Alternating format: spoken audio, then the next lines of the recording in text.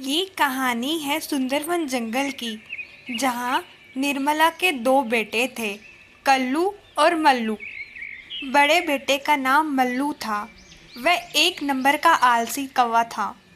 छोटा बेटा कल्लू और निर्मला खूब मेहनत करते और अपना घर चलाते।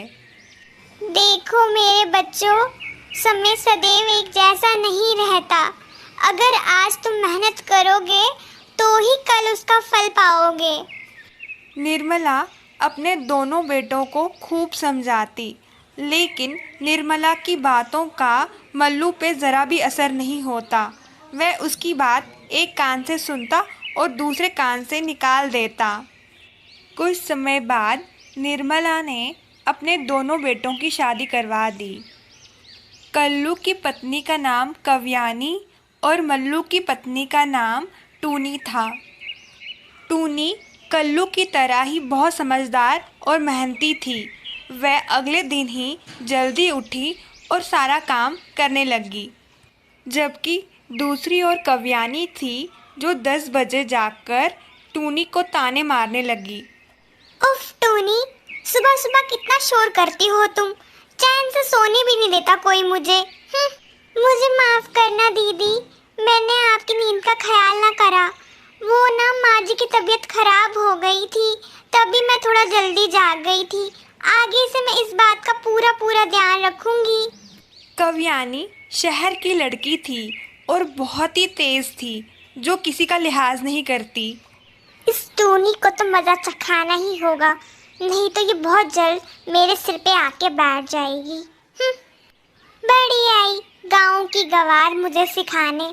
तुम जैसों को सीधा करना तो मुझे अच्छे से आता है। बस सही मौके का इंतजार कर रही हूँ, जिस दिन तुम्हें मजा चखा सकूं। कुछ दिन यूं ही बीत जाते हैं। एक दिन अचानक से निर्मला गुजर जाती है। कल्लू किसी कारणवश शहर से बाहर गया हुआ था और मल्लू और उसकी पत्नी घर पे ही थे। मल्लू और टूनी का रो रो कर बुरा हाल हो गया था।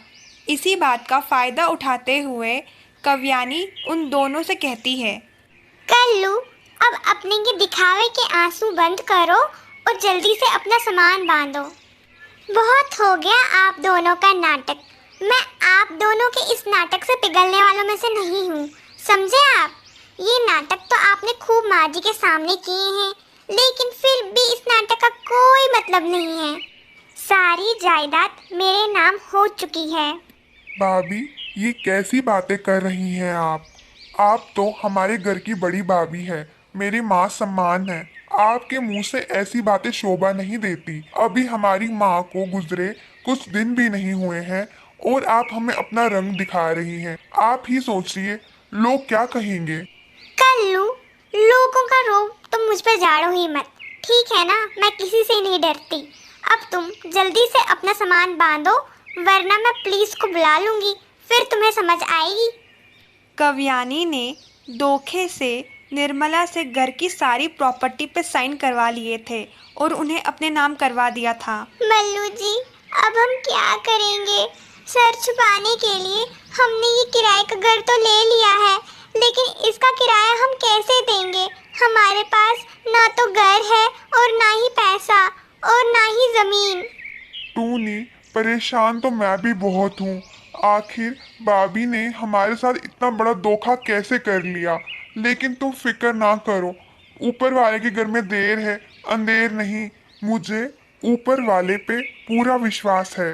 इन दोनों की ये बातें इनका मालिक बंटी कबूतर सुन रहा होता है।